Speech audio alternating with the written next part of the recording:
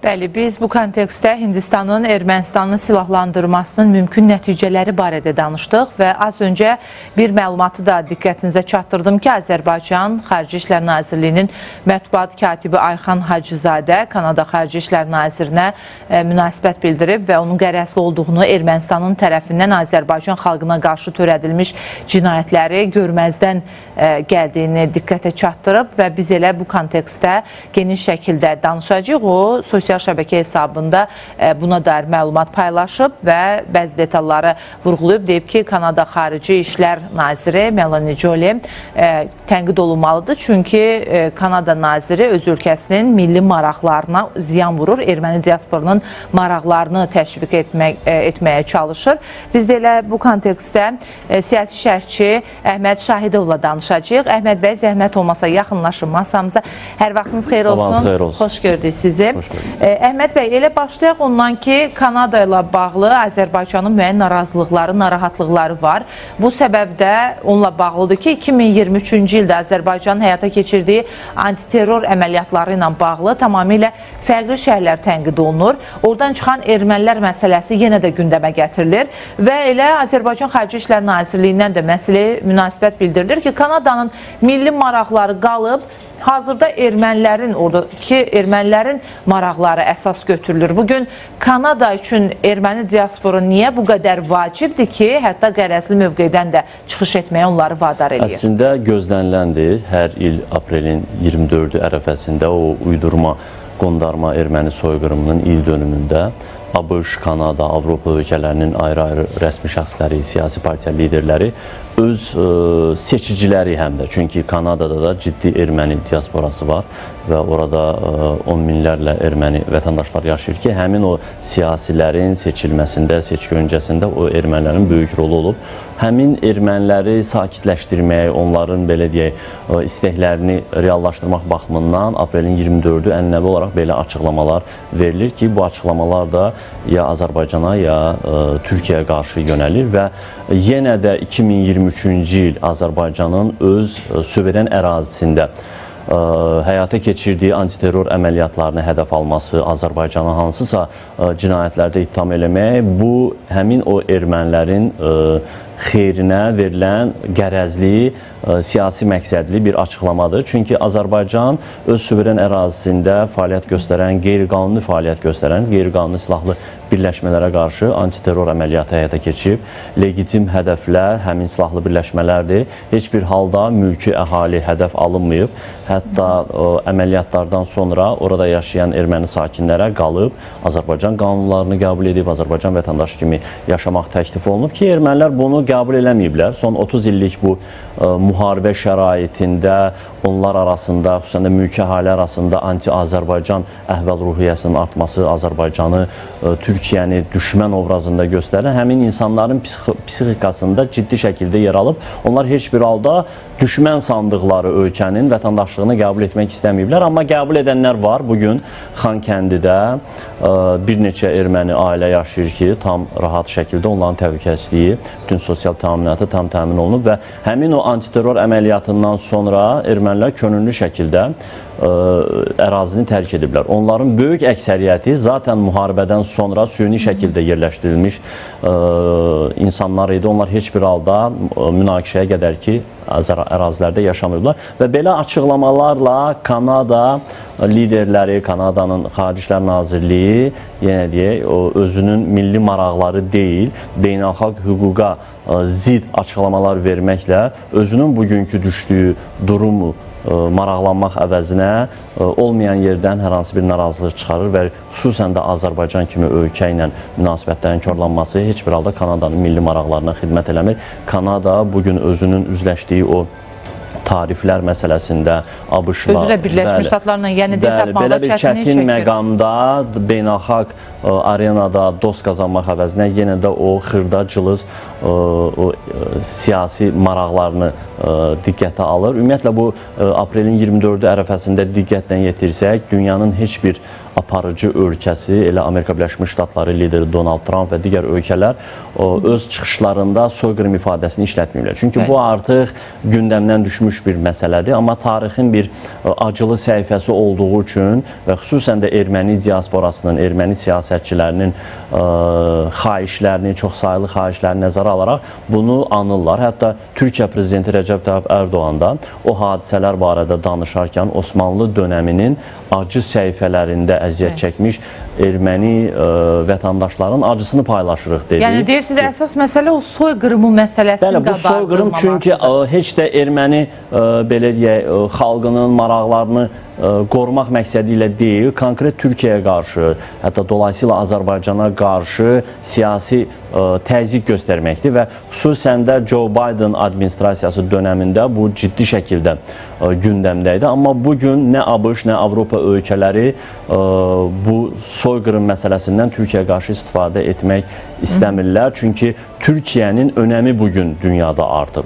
Amerika üçün, Avropa İttifaqının özü üçün, Avropanın təhlükəsizliyi üçün və yaxın şərqdəki münaqişələrin həlli üçün Türkiyə böyük siyasi rıçaqlara malik bir ölkədir. Ona görə bir ovuc Ermənistan üçün və Avropada, Amerikada yaşayan bir erməni diasporasının kaprizləri üçün Türkiyə ilə münasibətləri korlamaq heç bir dünya ölkəsinə sərf eləmir.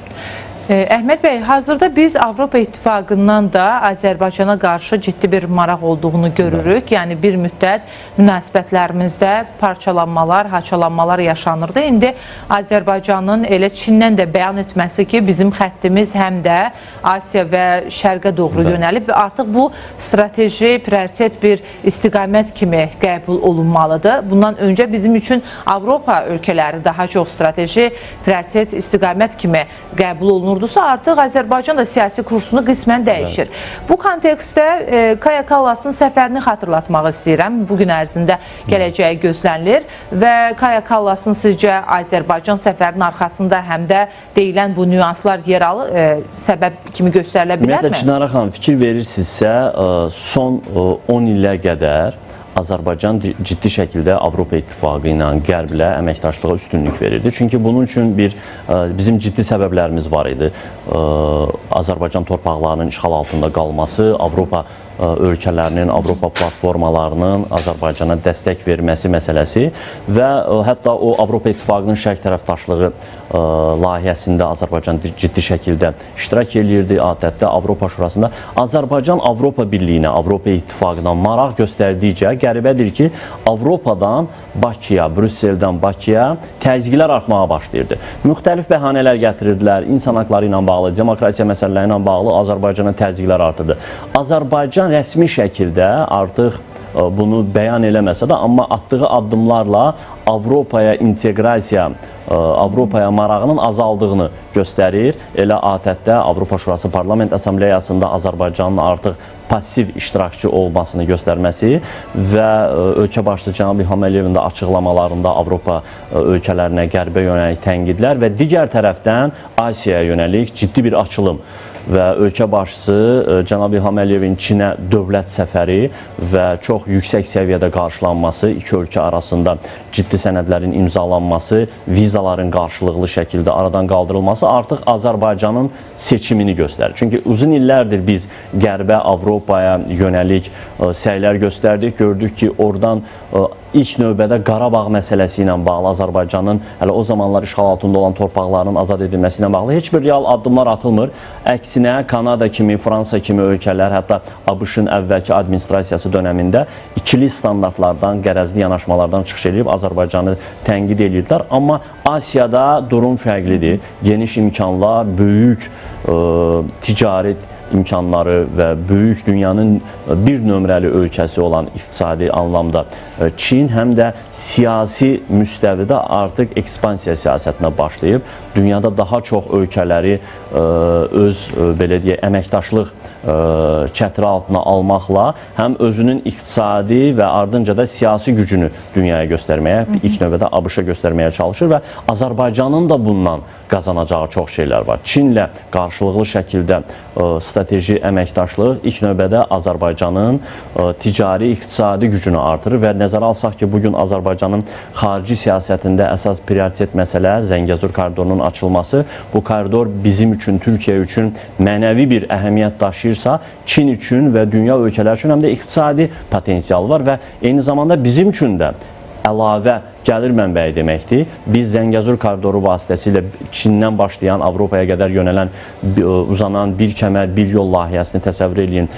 Zəngəzur koridorundan keçməsinə nail ola bilsək, ən azı dəmir yolu xəttinin, bu Azərbaycan üçün milyardlarla dollar deməkdir. Bu baxımdan Çinlə əməkdaşlıq bizim üçün çox böyük əhəmiyyət kəsb edir və diqqətinizə çatdırım ki, Azərbaycanla Çin arasında imzalanmış o sənədlərdə eyni zamanda ölkələrin ərazi bütövlüyü və suverenliyinin qorunması məsələsi var ki, bu bugün üçün həm Azərbaycan üçün, həm də Çin Xalq Respublikası üçün önəmlidir. Azərbaycan bugün öz ərazilərini işğaldan azad edib, hələ də Ermənistanla sülh müqaviləsi imzalanmayıbsa, hələ də Ermənistan Fransadan, Hindistandan, digər ölkələrdən silah almağa çalışırsa, təbii ki, bunun hədəfi Azərbaycan olacaq və Azərbaycan özünü müdafiə eləmək və daha çox beynəlxalq güclərin dəstəyini əldə eləmək və burada Çin çox böyük bir faktordur və Azərbaycan dövlətinin başçısının da Tayvan məsələsində Çinin ərazi bütövlüyünə, vahid Çin ideyasına dəstək verməsi bu artıq Azərbaycanın ciddi şəkildə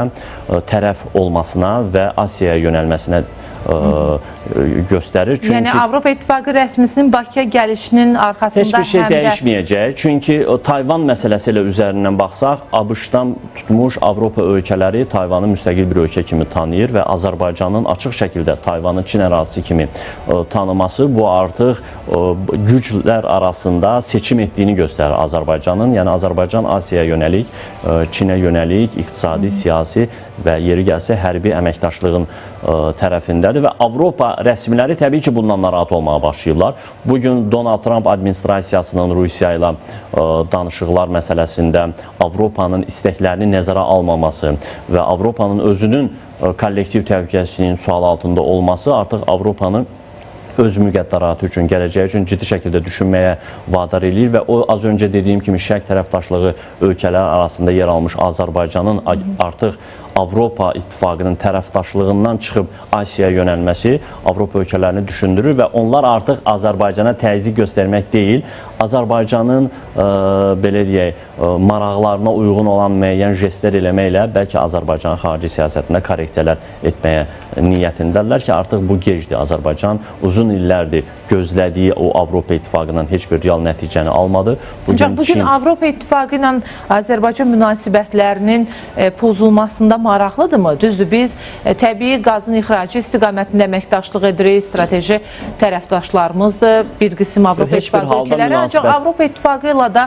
münasibətlərimizi körləmək Azərbaycanın maraqlarına olur. Ümumiyyətlə, Azərbaycan dünyada unikal ölkələrdən biridir. Güc balansları arasında, güc mərkəzləri arasında balansı qoruyub saxlaya bilib. Çünki bizim yerləşdiyimiz geosiyasi konum, durum onu bizə diktə eləyir. Bir tərəfdən İran, Rusiya, Ermənistanla münaqişə, Türkiyə ilə münasibətlər, NATO üzvü olan ölkədir, Avropa ilə, Amerika ilə münasibətlər bizi balanslaşdırılmış siyasət yürütməyə məcbur eləyir və ölkə başçısı Cənab İlham Əliyev artıq uzun illərdir ki, ən çətin məqamlarda İran İslam Respublikası ilə də hətta münasibətlər korlanan vaxtı da səbir, təmkin nümayiş etdirib o münasibətləri bərpa etməyə nail olub. Rusiya ilə zaman-zaman aramızda müəyyən incikliklər, müəyyən gərginliklər yaranır. Yenə bu situasiyalardan məharətlə çıxma qabiliyyəti var Azərbaycan dövlətinin. Bu baxımdan Avropa ilə münasibətlər heç bir halda korlanmır. Sadəcə əvvəlki kimi Avropa İttifaqına üzv olmaq, Avropadan gələn